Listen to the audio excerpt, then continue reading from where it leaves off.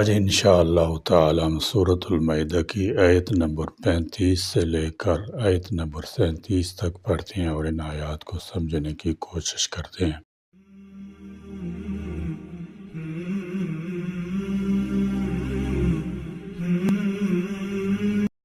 اعوذ باللہ من الشیطان الرجیم، بسم اللہ الرحمن الرحیم۔ یا ایہا الذین آمنوا اتقوا اللہ وابتغوا الیہ الوسیلۃ وجاہدوا فی سبیلہ لعلکم تفلحون۔ ان الذین کفروا لو ان لهم ما فی الارض جميعا ومثلہ معه لیفتدوا به من عذاب یوم القیامة ما تقبل منهم وَلَهُمْ عَذَابٌ أَلِيمٌ۔ يُرِيدُونَ أَن يَخْرُجُوا مِنَ النَّارِ وَمَا هُمْ بِخَارِجِينَ مِنْهَا وَلَهُمْ عَذَابٌ مُقِيمٌ۔ یا ایہا الذین، اے لوگو جو آمنو ایمان لائے ہو، اتقوا اللہ، اللہ سے ڈرو۔ اللہ تبارک و تعالیٰ کا حکم ہے، یا ایہا الذین آمنوا اتقوا اللہ، اے وہ لوگو جو ایمان لائے ہو، اتقوا اللہ، اللہ تعالیٰ سے ڈرو۔ رب تعالیٰ سے ڈرنے کا کیا معنی ہے؟ وہ تو بڑی رحیم و کریم ذات ہے، رؤوف و رحمان ذات ہے۔ تو مفسرین کرام رحمۃ اللہ تعالی علیہم فرماتے ہیں کہ اللہ تعالیٰ جل شانہ سے ڈرنے کا معنی ہے اللہ تعالیٰ کی مخالفت، اس کی پکڑ اور اس کے عذاب سے ڈرو، کیونکہ جب تم نافرمانی کرو گے اس کی پکڑ اور عذاب آئے گا، لہذا اس کی مخالفت اور نافرمانی سے بچو۔ وابتغوا، اور تلاش کرو، الیہ، اس کی طرف، الوسیلۃ، وسیلہ، ذریعہ، قرب۔ لفظ الوسیلۃ یہ توسلت الیہ سے فعیلۃ کے وزن پر ہے، اس کی جمع وسائل آتی ہے، اس کا لفظی معنی قرب ہے۔ مراد ہر وہ چیز ہے جس سے اللہ تعالیٰ جل شانہ کا قرب حاصل ہو، ایسے اتم اللہ کے تقوی کا اور اس کا قرب حاصل کرنے کا حکم دینے کے بعد جہاد کا حکم دیا۔ معلوم ہوا کہ اللہ کا تقوی اور اس کا قرب حاصل کرنے کا ذریعہ اس کی راہ میں جہاد، سر توڑ کوشش، خصوصاً قتال ہے۔ وسیلہ کے معنی قربت اور نزدیکی کے ہیں، یہی بات تمام مفسرین نے لکھی ہے۔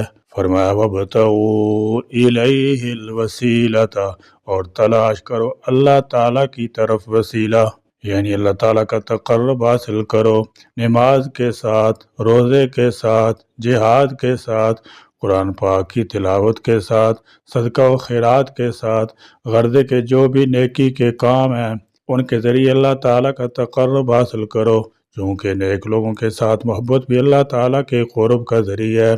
جو بھی ذریعہ یا سبب اللہ تعالیٰ کا قرب حاصل کرنے کے لیے اختیار کیا جائے اسے وسیلہ کہتے ہیں، اور وسیلہ کی دو ہی جائز صورتیں ہیں۔ ایک یہ کہ کسی زندہ شخص کو اپنی دعا کی قبولیت کے لیے وسیلہ بنایا جائے، اور اس کی دلیل یہ حدیث ہے، سیدنا انس بن مالک رضی اللہ تعالی عنہ فرماتے ہیں کہ سیدنا عمر رضی اللہ تعالی عنہ کے زمانے میں جب قحط پڑتا تو سیدنا عباس کے وسیلے سے دعا کرتے اور کہتے، یا اللہ، پہلے ہم تیرے پاس اپنے پیغمبر کا وسیلہ لایا کرتے تھے تو پانی برساتا تھا، اب اپنے پیغمبر کے چچا کا وسیلہ لائے ہیں، ہم پر بارش برسا۔ راوی کہتا ہے کہ پھر بارش ہو جاتی۔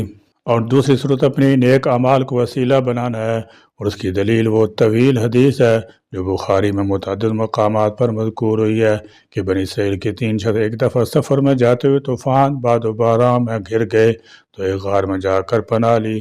اتفاق سے ایک بڑا پتھر پہاڑ کے اوپر سے لڑکت آیا جس نے غار کا منہ بند کر دیا۔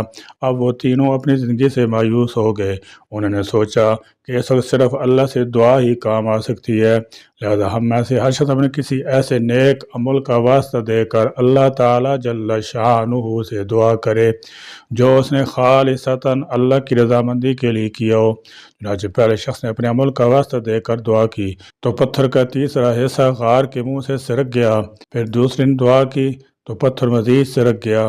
پھر تیسرے نے اپنے عمل کے وسیلہ سے دعا کی تو سارا پتھر غار کے منہ سے ہٹ گیا اور وہ باہر نکل آئے۔ حضرت عمر بن عاص رضی اللہ تعالیٰ کہتے ہیں کہ انہیں رسول اللہ صلی اللہ تعالیٰ علیہ وسلم سے سنا، جب تم مؤذن کی آواز سنو تو اس طرح کہو جس طرح وہ کہتا ہے، پھر مجھ پر درود بھیجو۔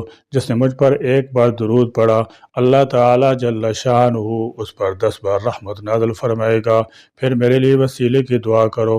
وسیلہ جنت کا وہ مقام ہے جو اللہ تعالیٰ کے بندوں میں سے صرف ایک ہی کو نصیب ہوگا، اور مجھے امید ہے کہ وہ بندہ میں ہوں گا۔ لہذا جس نے میرے لیے وسیلے کی دعا کی تو اس کے لیے میری شفاعت واجب ہو جائے گی۔ اللہ کا قرب وسیلہ اتنی بڑی نعمت ہے کہ جو شخص اللہ تعالیٰ جتنا قریب ہے اس سے مزید قرب کی دعا اور کوشش کرتا ہے۔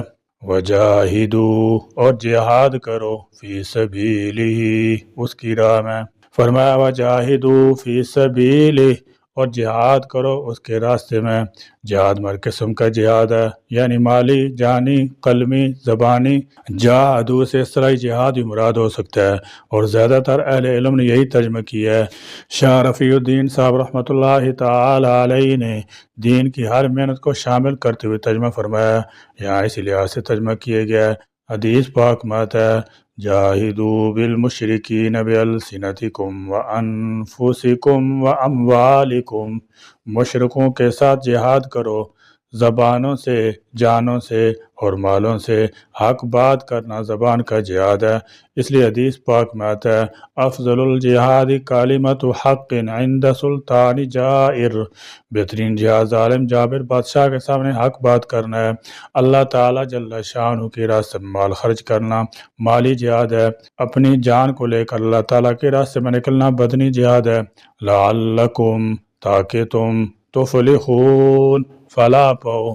اس آیت میں اللہ کا قرب حاصل کرنے کی تاکید کی گئی ہے، اور یہ بتایا گیا ہے کہ وہ قرب کس طرح حاصل کیا جائے۔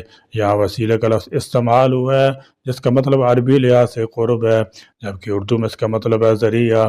اسی طرح جہاد کا لفظ استعمال کیا گیا ہے جسے عام طور پر اللہ تعالیٰ کی راہ میں دشمنوں کے خلاف لڑنا سمجھا جاتا ہے، جبکہ عربی میں جہاد کا مطلب بڑا وسیع ہے۔ اس کا مطلب ہے کوشش کرنا۔ تو اللہ کا قرب حاصل کرنے کے لیے کیسے کوشش کی جائے؟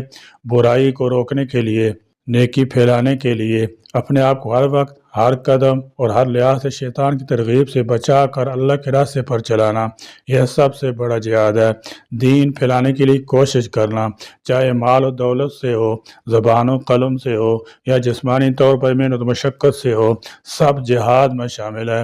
فلاح حاصل کرنے کے 2 طریقے بتا دیے گئے، قرب الہی کی تمنا اور جہاد۔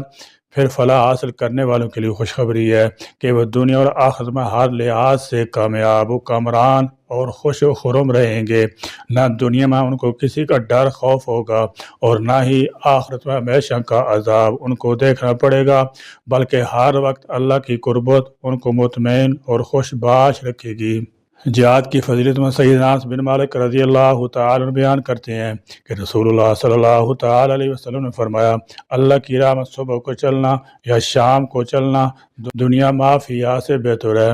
ان، بے شک، الذین، وہ لوگ جنہوں نے کفروا، کفر کیا، لو ان، اگر ہو، لہم، ان کے لیے، ما، جو کچھ، فی الارض، زمین میں ہے، جمیعاً، سب کا سب، ومثلہ، اور اتنا ہی، معہ، اس کے ساتھ اور بھی، لیفتدوا، تاکہ وہ بدلہ میں دے دیں، بھی، اس کو، من عذاب یوم القیامہ، روز قیامت کے عذاب سے، ما، تو نہیں، تو قبیلہ، قبول کیا جائے گا، منہم، ان سے، والاہم، اور ان کے لیے، ما تقبل منہم، نہیں قبول کیا جائے گا ان سے۔ اور تیسرے پارے کے آخر رکوع میں، ملء الارض ذہبا، سونے سے بھری ہوئی زمین، یہاں اجمال ہے کہ جو کچھ زمین میں ہے وہ سارا سونا ہی سونا ہو، یعنی مشرق سے لے کر مغرب تک،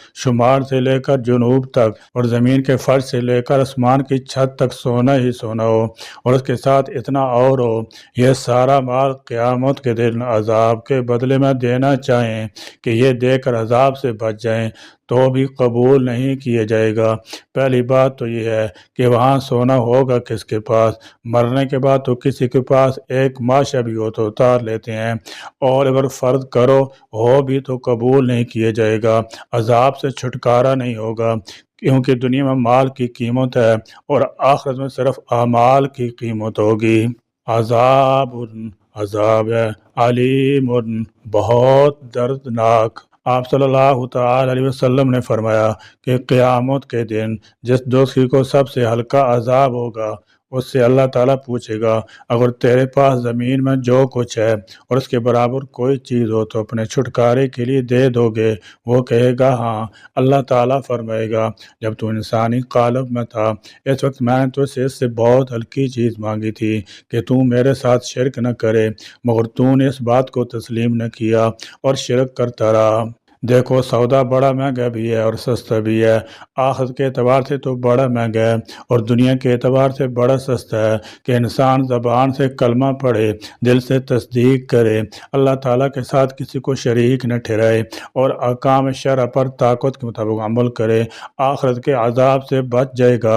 اور آخرت کے اعتبار سے بڑا مہنگا ہے کہ زبان سے کلمہ نہ پڑھے، دل سے تصدیق نہ کرے، اللہ تعالیٰ کے ساتھ شریک ٹھہرائے، احکامات الہی کو توڑے اور اسی حال میں مر جائے تو پھر عذاب سے چھٹکارا نہیں ہے۔ چاہے زمین کے برابر اور اس کے مثل اور بھی سونا بدلے میں دے دے تو قبول نہیں کیا جائے گا۔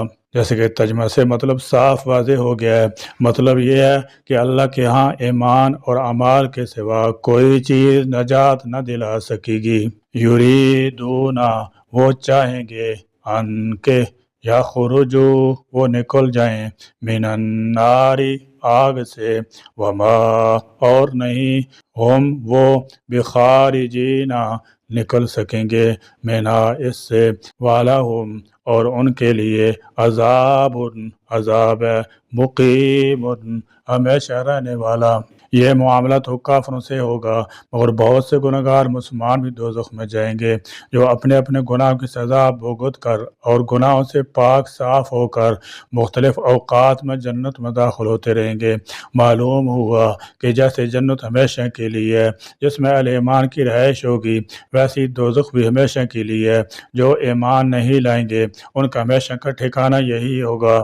یا اللہ کریم ہمیں تقوی پرہیزگاری کی دولت عطا فرما اور اپنے رسول پاک صلی اللہ تعالی علیہ وسلم کی احکامات کا طاعت و گزار بنا کر زندہ رکھیں اور اسی پر موت نصیب فرمائیں۔